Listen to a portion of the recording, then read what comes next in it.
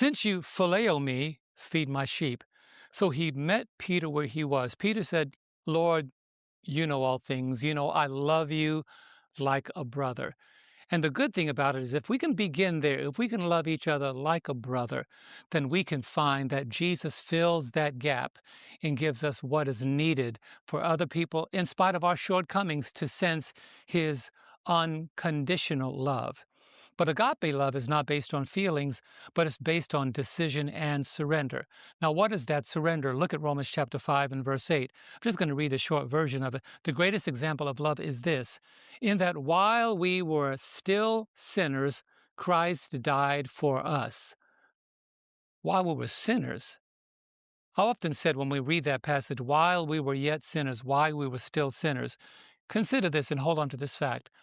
If he died for us while we were still sinners, do we still define ourselves as sinners, or do we define ourselves as saints? I've adopted a saying that has now actually made it on the back of a t-shirt. Pastor Denzi, our church building up in Carbondale, they have on their shirts now, saints under construction. And you've heard me say that quite a bit. We are under construction because the Lord loves us, and the work he began in us, he is going to complete it. That work is not just a work of intellectual acuity, but that's transforming us to perfectly reflect a love that we do not now understand. You see, at the cross, love was rejected, love was betrayed, love was undeserved, but still, Jesus gave it. The love that was rejected, the love that was betrayed, the love that was undeserved, Jesus still gave it.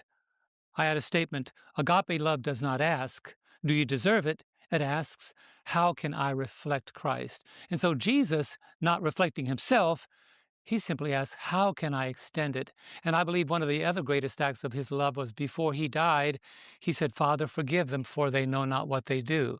Notice, people ignorant of the conditions and the ramifications of their actions, the Lord extended because of love.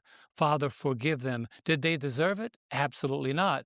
As a matter of fact, those who were recalcitrant in their rejection of Jesus, and they demanded that he would confirm whether or not he is the Messiah, he said, it is as you say, and you'll see me coming in the clouds of heaven with power and great glory. So there's a group of people that rejected his love and were determined to extinguish Christ. But since he rose again, there's an appointment for those who rejected, despised, and spurned his love. And they will see him come again, this loving God, this lamb that to them will be the wrath. But what is agape love? Let's think about a few other things. Why agape love is so important today. Because sin naturally kills love. Lawlessness naturally hardens the heart. Repented sin, unrepented sin numbs that compassion. And the other thing, because cold love leads to broken relationship, homes become divided, churches become fractured, communities become disconnected. Thirdly, because love is the evidence of true Christianity, John 13:35 says, by this all will know that you are my disciples, by your love for one another, not by your doctrine. I don't want you to miss that. Doctrines are only relevant when people know that you love them. If they think that you're just out to convert them or push them into a corner of sameness or unity with them, but they don't sense your love or the love of Christ, then it's just empty words. But when you lead as Jesus did, by this all men know that you are my disciples. Now let's talk about some of the things that happens when love is not around. First of all, we know that love grows cold, and that means the loss of compassion and also the loss of warmth.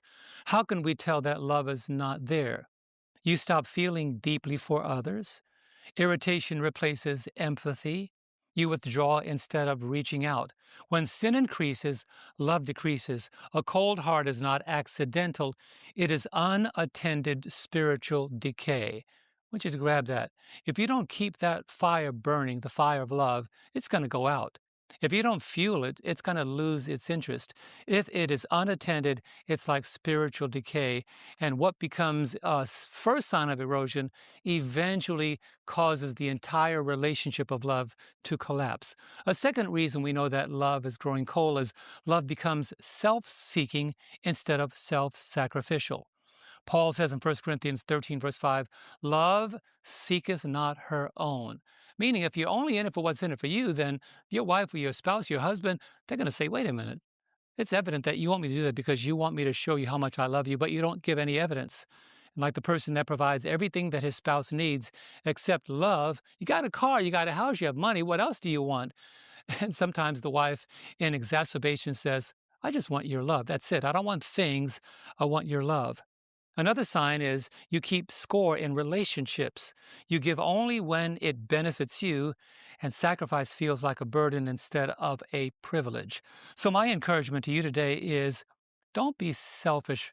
Here's the cure Revelation 2, verse 5. Remember, therefore, from whence thou art fallen, and repent and do the first work. In other words, return to your first love. Very good. I haven't thought about the fact that love has a temperature, and Yes, it's definitely not cold. it's not cold.